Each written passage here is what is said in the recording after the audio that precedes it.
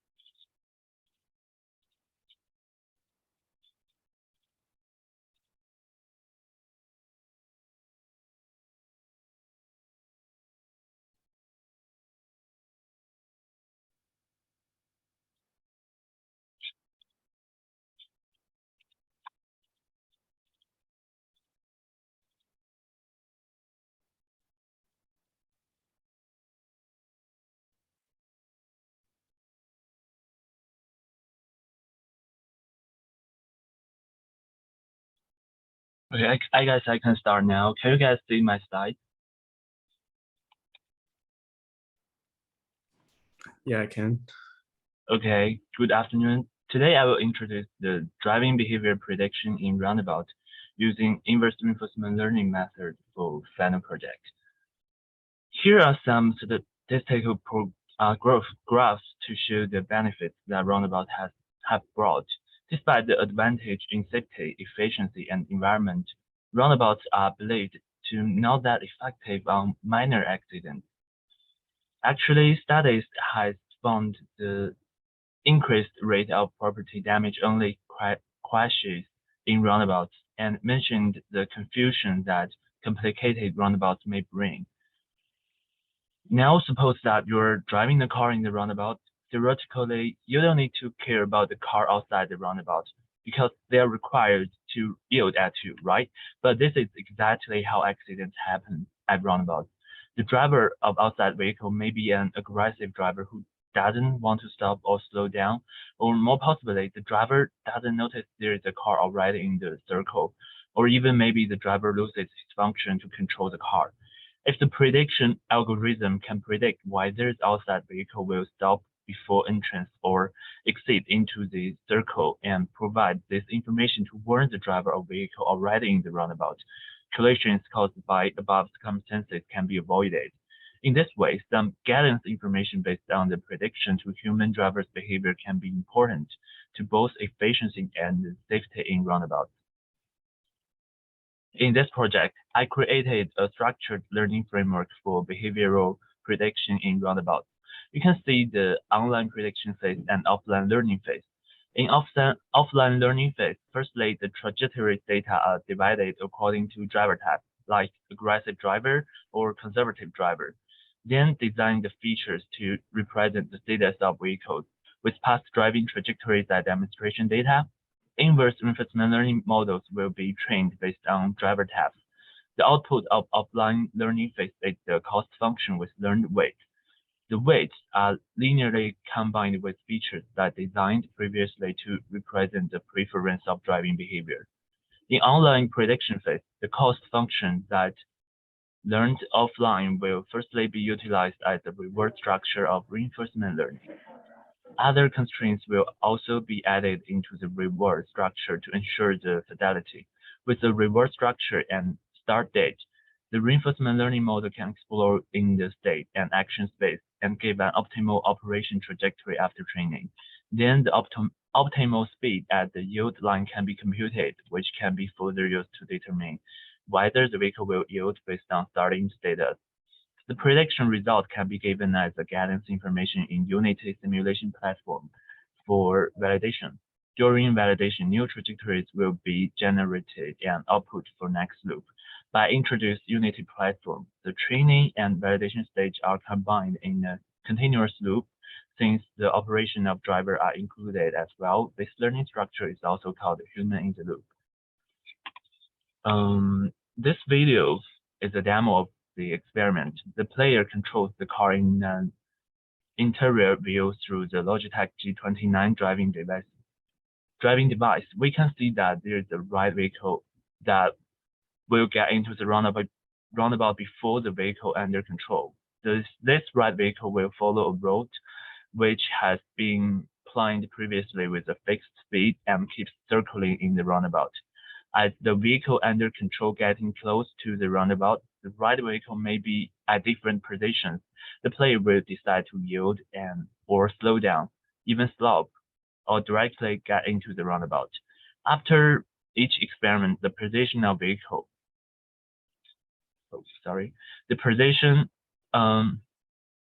of vehicle under control, which is denoted as XYZ coordination, will be recorded and printed into CSV files combined with other related parameters. During the experiment, safe drivers will try to slow down and stop before entering, while aggressive drivers will show no obvious deceleration. 4 features are considered to represent the yield decision. FCR is the collision risk factor.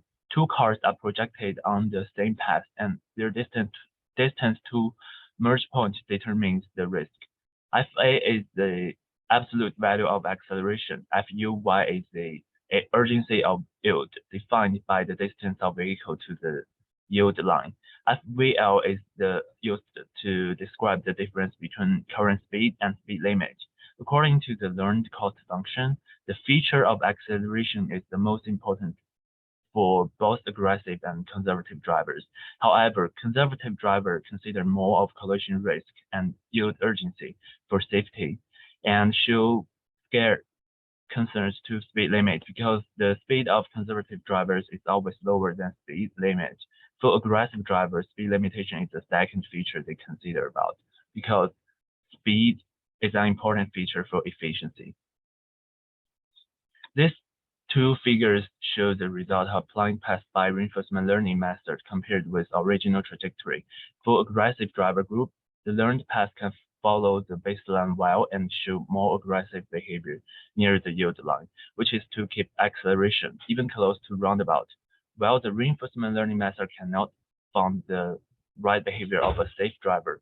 This is possibly due to the unreasonable design of reverse structure or features which can be explored and considered in the future work.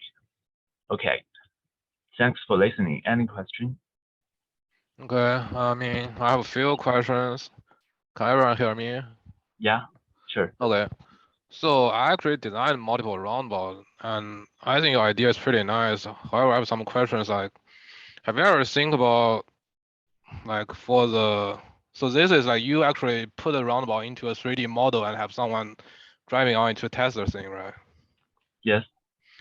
So for few things about roundabout is when we put the island in the middle, as I can see in the middle, the driver, when they enter, they can see the car circulating in the middle, but most times there will be something in the middle to block the driver's side. Yes. To make sure they can't see the car in the middle, so they can't doing what you are thinking in the video, can predicting the driver to go over the thing, to do the right turn or go through. So that's one feature in the roundabout design. Then there's another thing is, how did you design the speed of the car in the circulating roadway for the roundabout?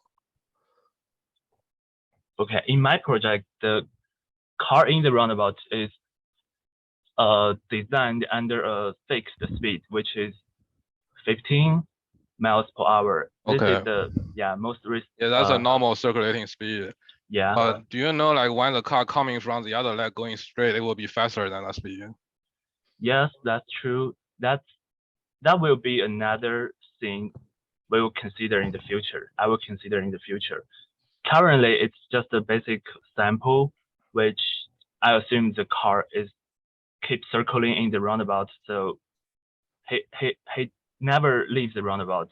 Yeah, I think that's I mean, this is a pretty good idea, but for updating this thing, I think you can actually, maybe another way to think about is using the actual like driver behavior, traffic data. You can collect the traffic data over there to maybe get something or make the model more complicated to put more cars over there. Like for example, there's a car circulating in the roadway, but there's also another car coming from the other leg entering the roundabout. Yes, I guess you're right.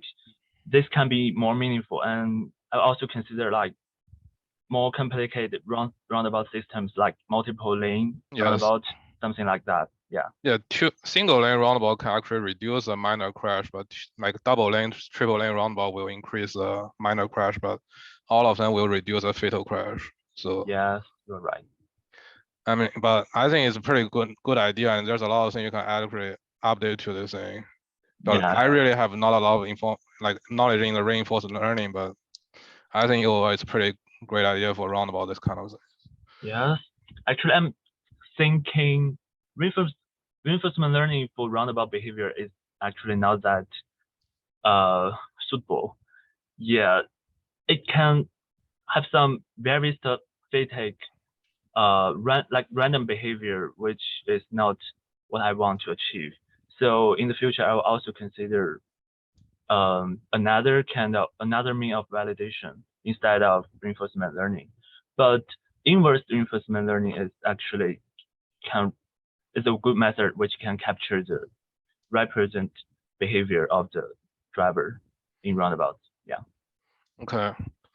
Yeah, Okay, I I mean, think that's all. Yeah, I don't have any more questions. yeah, we've achieved our time. Thank you for your question and You're welcome. discussion.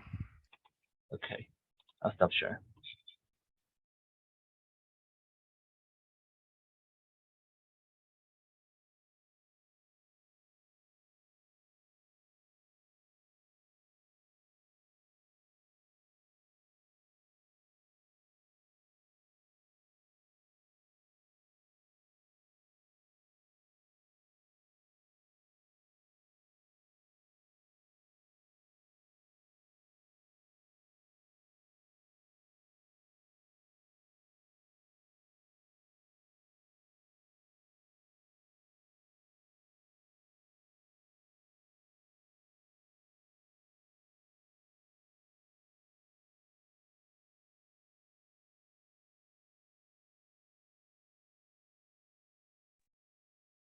Hello, can everyone hear me?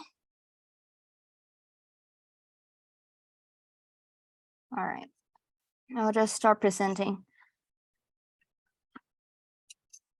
Hi, my name is Junpei Ma. Today I'm presenting my re-implementation of randomized generation of fake knowledge graphs from a paper published by Kang et al. On AAAI in 2021. The flourishing of internet interconnections in the recent years has led to a significant growth of cyber attacks, causing disastrous financial loss and privacy breach. Malware is being used to steal sensitive personal, financial, or business information for malicious purposes, and one of the techniques to deter cyber theft is by generating fake documents. The adversaries must sift through many different versions of generated fake documents to separate the real ones from a sea of fakes. The process of separating documents consumes a great deal of computational power, time, and money, and it effectively inflicts pain on the adversaries to deter attacks. My re-implementation focuses on the generation of fake knowledge graphs. As seen on the right, the graph represents entities by nodes and relations by edges.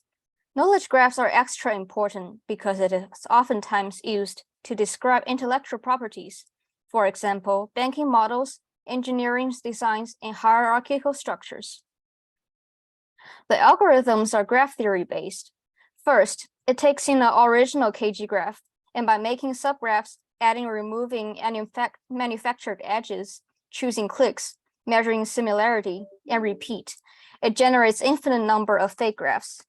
Algorithm 1 naively generates new subgraphs by adding and removing edges labels from a subgraph of the original KG. Algorithm 2 is a helper function for max click finding using algorithm 3. Algorithm 3 takes in an existing fake KG and uses algorithm 2 to find a click C containing K0. It then picks a set of n elements uniformly at random.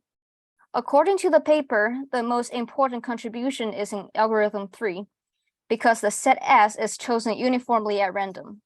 It guarantees adversarial awareness, meaning that unlike the naive approach in algorithm 1, adversaries will not leak any informations based on previous outputs, even if they know the algorithm and the parameter. Our evaluations. On the left is a KG graph from the paper. On the right are my generated results from 2 different datasets. The first one is from a nation dataset. Second one is from a biology database. They look pretty plausible, at least to my eyes. My experiment evaluations were very limited by the scale of this study. Due to the adversarial nature of this research, the best way to evaluate it would be to let professional adversaries discern and extract information using professional tools. For my experiment, I have 3 people looking at 20 randomly selected graphs from the real and fake pools, and choose which one is more plausible. The deception rate fluctuates from 85% to 60% for each person.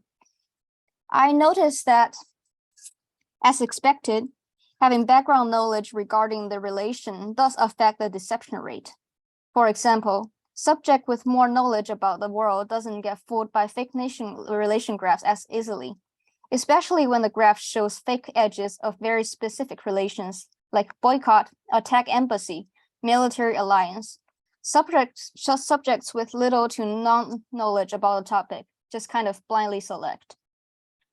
The take-home messages are: first, leak as little information as possible in the world of cybersecurity.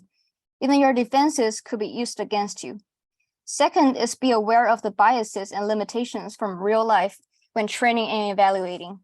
If you use unclean data or use biased testing environment, you will get biased results or utter gibberish.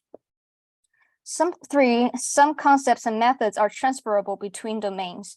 This paper's algorithms are actually more focused on graph theory, but it's still intelligent and it still utilizes some classical concepts of machine learning.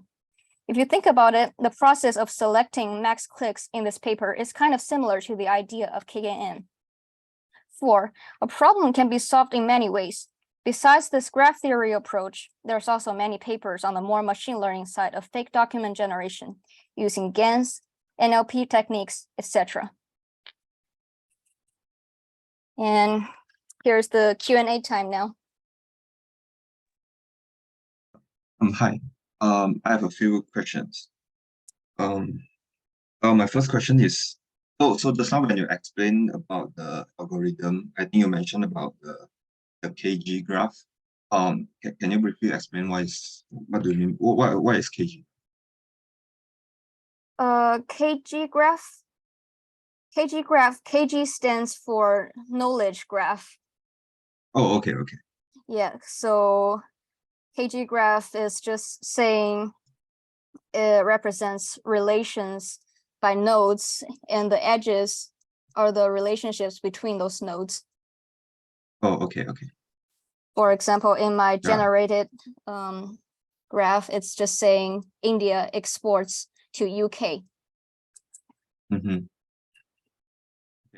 And also so you show the 3 algorithms in the second slide. So these 3 algorithms, do they come from the 3 different papers that you have reviewed? Excuse me? Do the 3 algorithms come from the 3 different papers that you have reviewed? 3 different what? 2 different papers. Oh, they're from the same paper, and it is actually graph theory based instead of on the more machine learning side. So what are the differences among the 3 papers that you have, and what motivates you to choose one of these papers? So I actually only implemented the first paper, and the other 2 papers that I selected are not really shown in this presentation. They are just more general ideas on fake document generation techniques, including natural language processing and GANs, basically. Okay.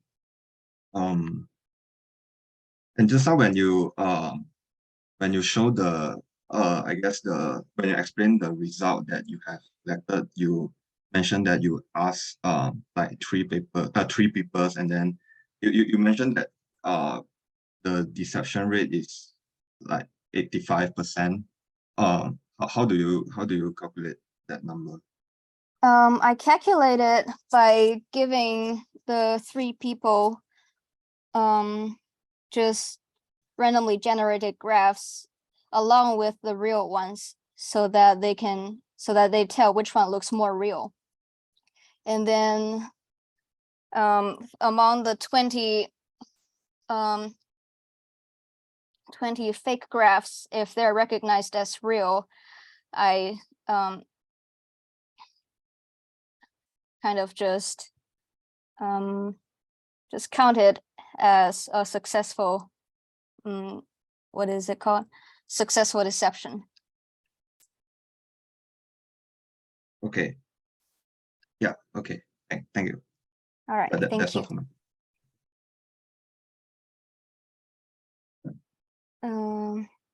Is my time up? I'll stop sharing.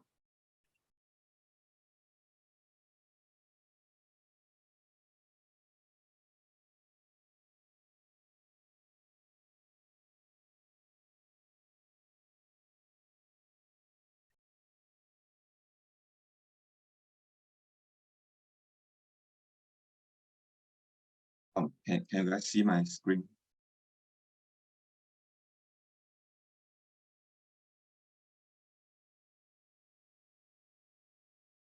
Okay.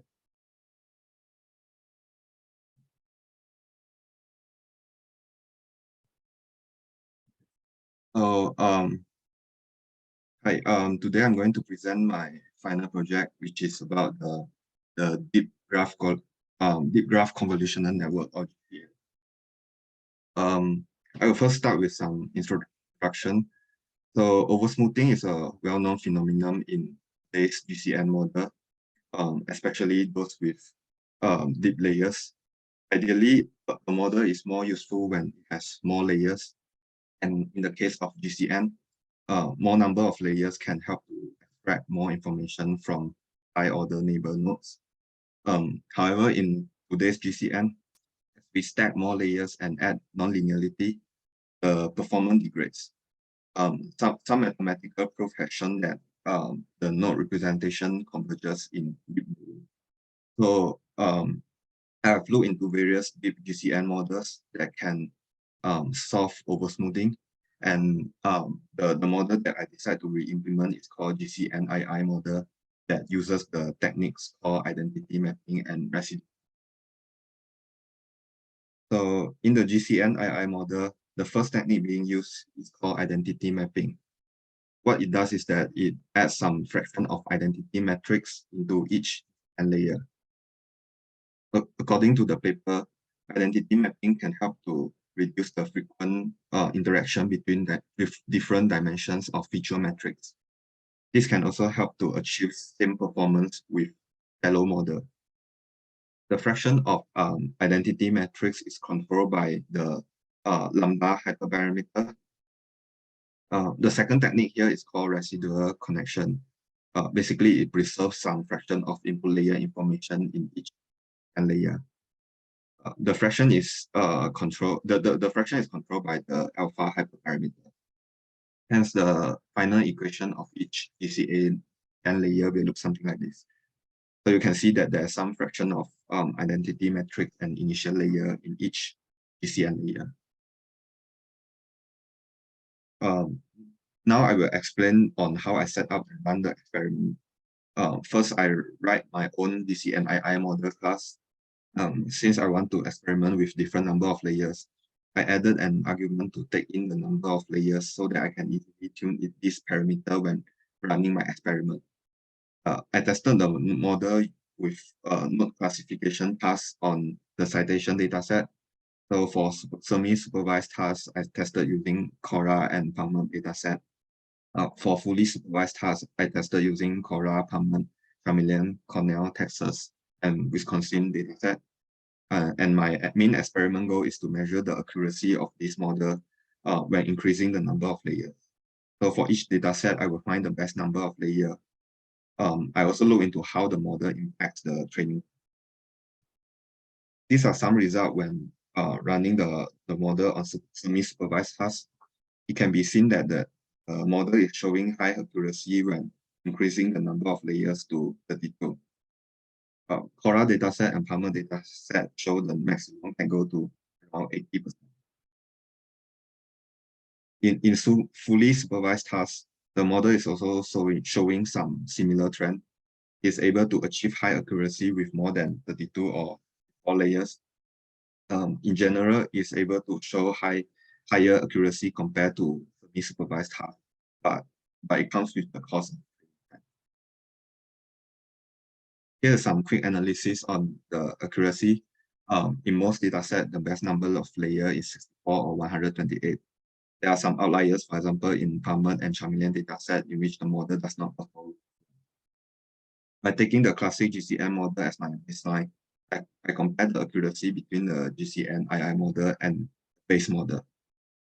It can be seen that the GCN-II model is able to achieve comparable performance with base. Another dimension that I explore is training time. I also re-implemented this SGC model to serve as my baseline to benchmark the training time. SGC is a suitable baseline due to its short runtime that can serve as the upper bound, the training time a model can go. By using the GCN-II best number of layer, I run both SGC and GCN-II. It can be seen that the GCN-II has worse training time. So the conclusion here is that GCN-II model is a potential candidate to limit oversmoothing. When we increase the number of layers, we are able to achieve high accuracy. However, the disadvantage is that it has bad training. This is the reference, and that's all for my presentation. Very nice presentation.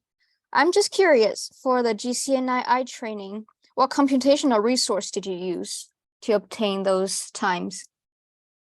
What do you mean by resource? Like, did you use a laptop? Did you use Oh, Colab? I just use the normal Colab to run all this. I see. I see that the Chameleon dataset sees the most improvement with GCN-II as compared to the vanilla GCN. Do you have some hypothesis why this specific dataset has improved so much in terms of accuracy? You mean the Chameleon. this one, right? Chameleon. Yes.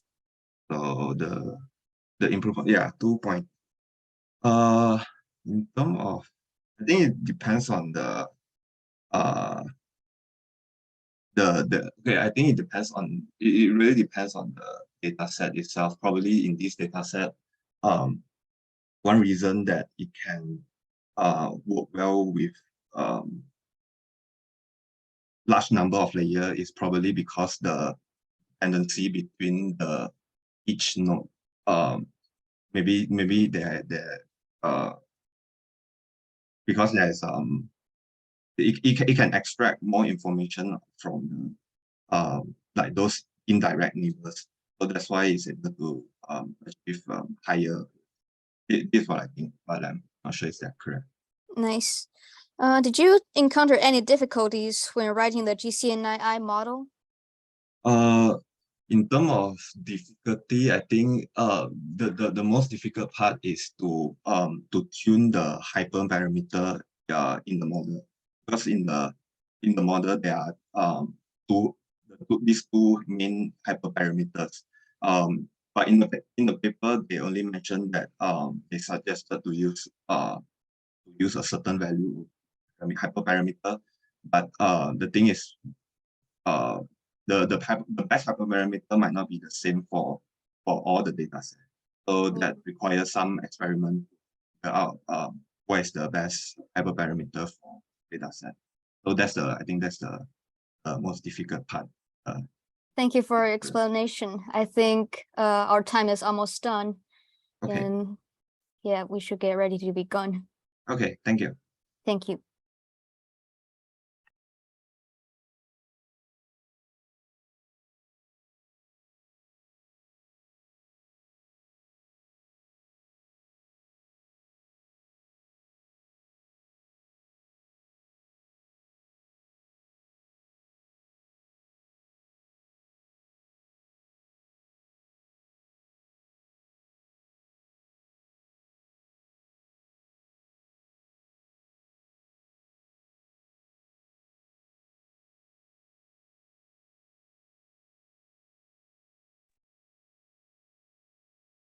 Hi, can you guys all hear me?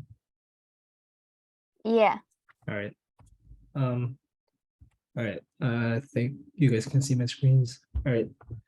So, hello everyone. My name is Soon, and I will talk about my implementation on a research paper called self-attention graph pooling. In the beginning, applying convolution neural networks on graphs drew my interest. So I started to look into research papers that is related to using convolution neural networks on graphs. So in this paper, they achieved better graph classification performance by using a graph pooling based on self-attention. They divided self-attention graph pooling into two, one for using global pooling architecture, denoted as SAG pool G, and one for using hierarchical pooling architecture, denoted as SAG pool H. And they compared self-attention pooling method with other existing pooling methods by using the same training procedure. And to compare the performances, they used different types of data such as DND, NCI1, NCI109, and Frankenstein. As a result, it was clear that using self-attention graph pooling showed better performance. For this paper, I had two implementations. One was to try different ranges of parameters such as learning rate, hidden size, weight decay, and pooling ratio to find out the best fitted hyperparameters ranged by comparing the average accuracy.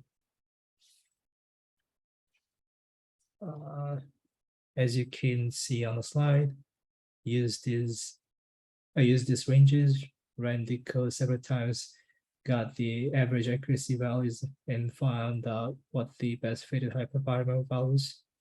I used the ND data set for my implementations.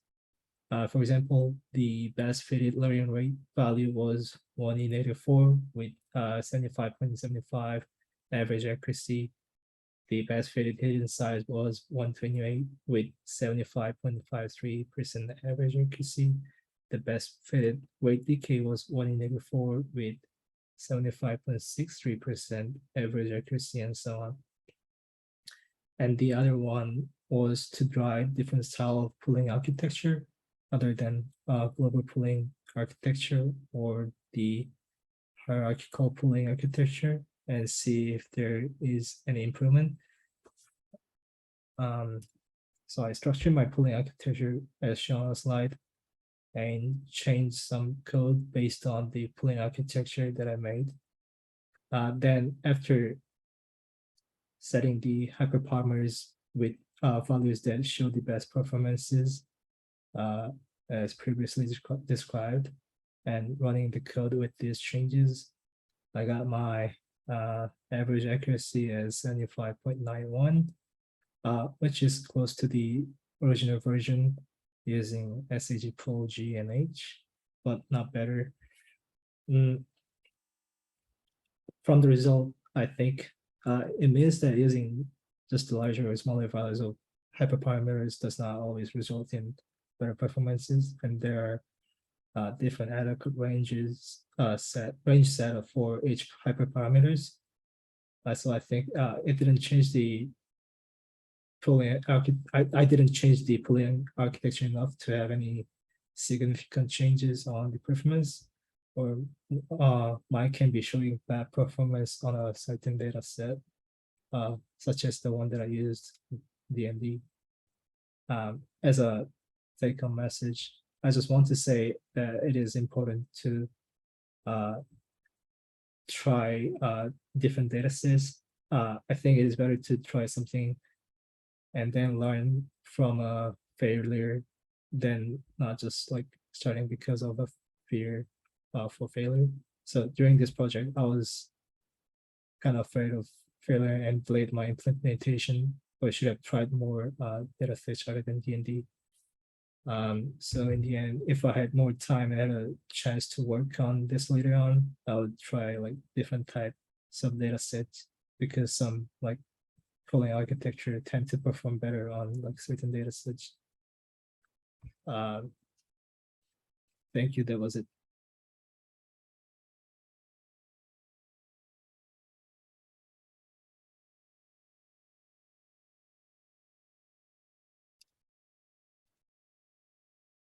If you guys have any questions. Hey, this is Paul Jacob. I'm your discussant. Can you hear me? Yeah.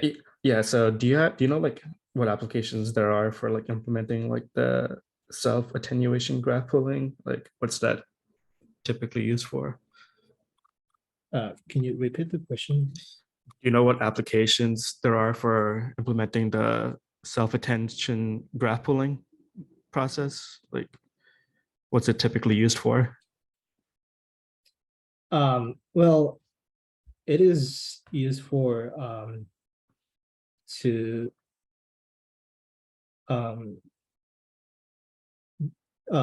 generalizing the convolution operation to graphs to see if there is like a better improvement on the performance.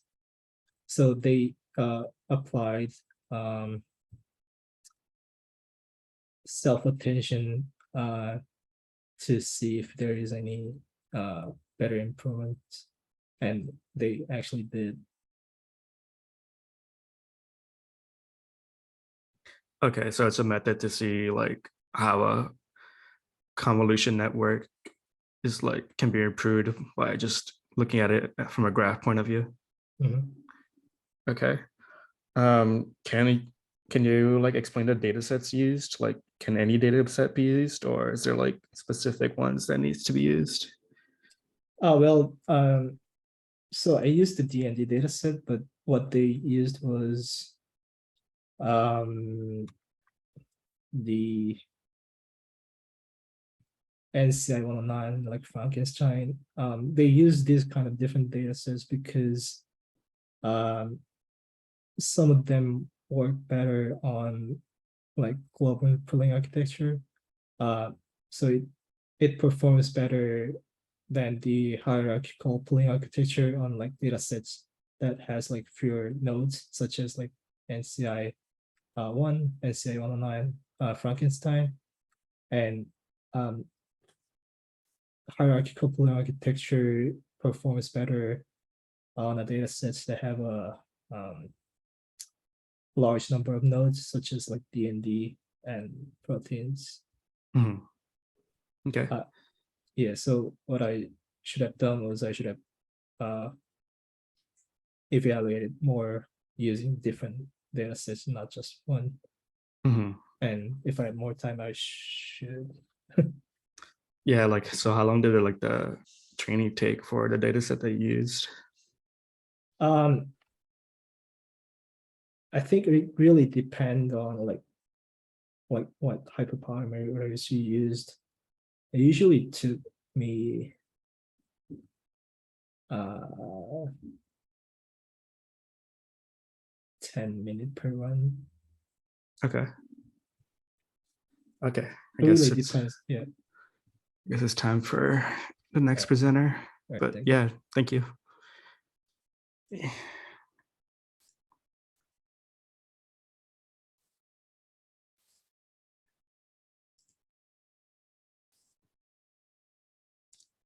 All right. Can you guys see my screen? Yeah. All right. So my name is Paul Jacob, and I'm going to look into the investigation of research conducted in computer vision with a main focus on molecular depth estimation improvements.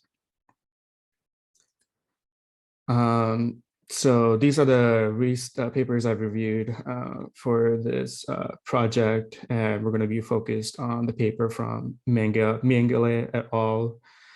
For boosting molecular depth estimation models. And I'm going to also go over my implementation based on this research. So molecular depth estimation is the process of estimating the depth or distance relative to the camera of each pixel given a single image. Traditional methods before neural networks was a thing was to like have multiple images to develop a 3D map for depth estimation. But recently research in neural networks allowed for a methodology to just use a single image for depth estimation. And the applications for using this is for 3D scene reconstruction, like it can be used in autonomous driving, AR, VR, and as well as manufacturing processes.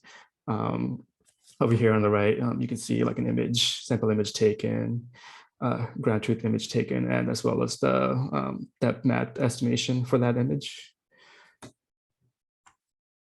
So boosting molecular depth estimation research conducted by Mengele et al. They've developed a methodology to improve depth estimation accuracy by merging estimations at different resolutions to generate a depth map that has like a high level of detail compared to just using one image resolution. So for example, on the right, they have a ground truth image, and the R0, they take like a low resolution depth map estimation. And then R20, they take like a high depth map estimation, and just combining those two results, they produce a merge results, which has like a higher fidelity compared to the low and high resolution. And they produce a more accurate image close to the ground truth than compared to the low accuracy and high accuracy depth map image. So their method was evaluated on two data sets that they used, Metabulary 2014 and IBM Swan. And they showed that their merge results performed well in evaluating metrics in terms of ordinal relation error, depth, discontinuity ratio, but performed not as well as the root mean squared error and percentage of pixel. So I think overall their method showed good results. So for my implementation, I've developed a simple depth estimation method similar to the author's approach, but unable to replicate the higher accuracy depth map. The method only uses one image for depth estimation, where the diode dataset was used for training and evaluation. UNet neural network methodology was utilized for depth estimation, but it was like a simpler version, not as compared to like what the authors used, which was like a more complicated network to reproduce. And then the model was trained to 20 epochs with a loss of 0.4, and training and processing the simple model took less time compared to the author's method. So I did get a chance to run their code and evaluate their method on sample images taken from the internet. Processing the final image results took a significant amount of time compared to the simple method that I developed. But the final image produced did have like a higher resolution close to the ground truth image compared to like what I produced. And doing this method, I may not have like real world applications that require real-time rendering and fast processing. So closing notes, there are limitations for utilizing the author's method when it comes to noisy image samples, unable to provide reliable depth map data when image is noisy. But I think implementing like autoencoders could fix the issue.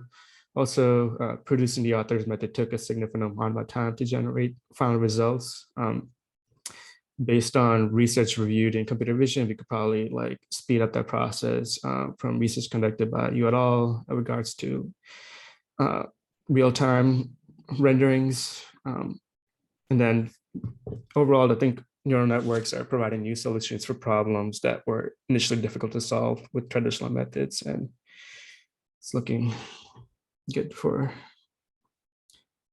but yeah, okay. Any questions or comments? All right, I do have two questions. Okay. So like going back to the R0, R20 and the merged one, like can you explain more about the merging part? Because I'm not really sure how they're merged together. Yeah, I think when I was like running their method, I think first they run the method on the low, like they develop like a low resolution image and develop a depth map of that. And then they like develop first you need to start off with like a high resolution image. You can't start off with using a low resolution one. So from that high resolution image, they produce like a low resolution image and produce a low resolution like depth map estimation of that image. And then they like use the high resolution image and produce like a depth map estimation of that image. And then they take those two results and they have like a merging process that they've developed to produce this higher fidelity depth map image. All right, I see. And you told me that you could not get a better accuracy than the one you had, right? Yeah, I had to like use like a simple neural network to produce the results I got. Just looking at their method, it was complicated to reproduce, and I initially tried doing it, but it yeah, it took like it would take like a lot of effort to reproduce, more than like the time given from the semester. So I just went with like a simpler method. All right, so last one. So if you had like more time than this, like what could have been like done better? Yeah, I think I would probably just like improve their limitations. Like I mentioned, their limitations is like the long amount of time it took to like produce these results. So probably figure out a method to like speed up, render these results in real time, or as well as the dealing with situations where when the images are noisy, and probably like implement a pipeline to like denoise those images and produce these results. So, All right, yeah. right. I mean, that was it for. Yeah.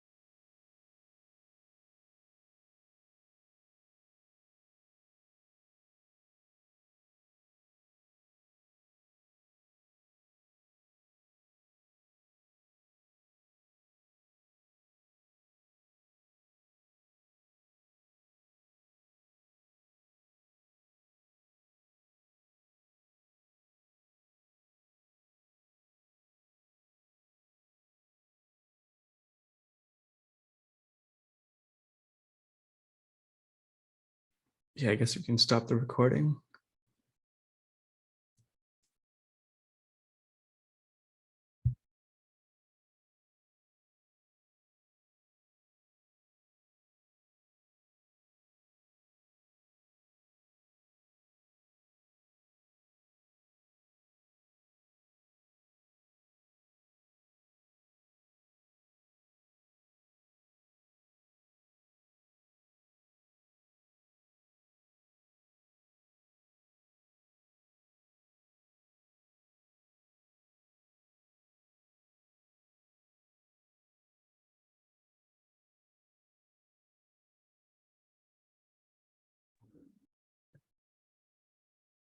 Can we go, or do we have to stay?